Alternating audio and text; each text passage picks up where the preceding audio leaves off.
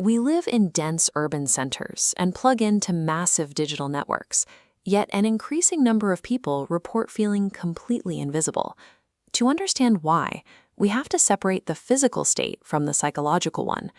Being physically by yourself, solitude, is often a conscious, restorative choice, but loneliness is a distressing lack of meaningful human connection, and it happens even when you are surrounded by millions. This chart visualizes data from the University of Arizona, tracking our daily social habits. It reveals a specific tipping point. When a person's alone time crosses the 75% threshold, they enter a danger zone where chronic loneliness takes hold. Loneliness functions as a biological alarm, signaling that a fundamental human threshold has been breached. When that threshold is crossed, the human brain processes chronic social isolation using the exact same neural pathways it uses to register physical pain. This side-by-side data visualization compares the mortality risk of severe isolation against known physical hazards. The research shows that lacking social connection carries the same lethal risk as smoking 15 cigarettes every single day. Left untreated, this biological alarm triggers a cascade of physical damage. Your body continuously releases elevated stress hormones, like cortisol, which drives up inflammation and actively suppresses your immune system. We must treat chronic isolation as a lethal public health crisis, recognizing the disconnect between our modern social structures and our cooperative biology. Our earliest ancestors didn't survive through individual strength. They survived through intense cooperation and sharing resources to achieve things no single person could. Today, our culture demands hyper-individualism. Extreme work hours, frequent cross-country relocations, and transient lifestyles actively prevent us from planting deep community roots. We try to fill that void with digital communication, but screens offer empty calories. A text message provides immediate interaction, but it strips away the nonverbal cues and vulnerability required to satisfy our biological drive for connection.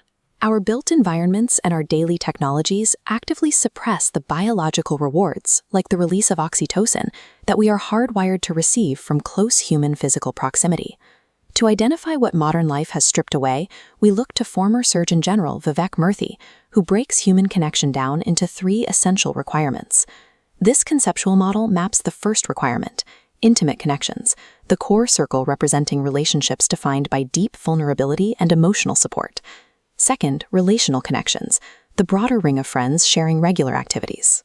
Finally, collective connections, the outer ring providing identity through shared traditions. Modern life frequently forces us to sacrifice at least one of these pillars. You might have a loving spouse satisfying that intimate core, but if you lack a broader community, that biological alarm of loneliness will still sound. We can bypass these isolating structures by reclaiming our personal agency and actively redesigning our daily routines.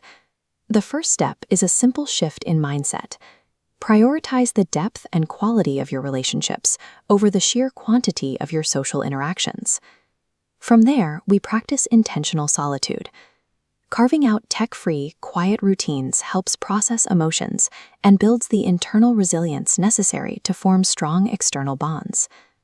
Rebuilding our connection to society starts with this internal focus. Developing a clearer understanding of our own thoughts makes us more present and capable of engagement when we step back into the world. On a broader scale, we have to cultivate what sociologists call weak ties. These are the casual neighborhood acquaintances or volunteer peers that fulfill our need for collective connection. We find these ties in third places, environments strictly outside of home and work.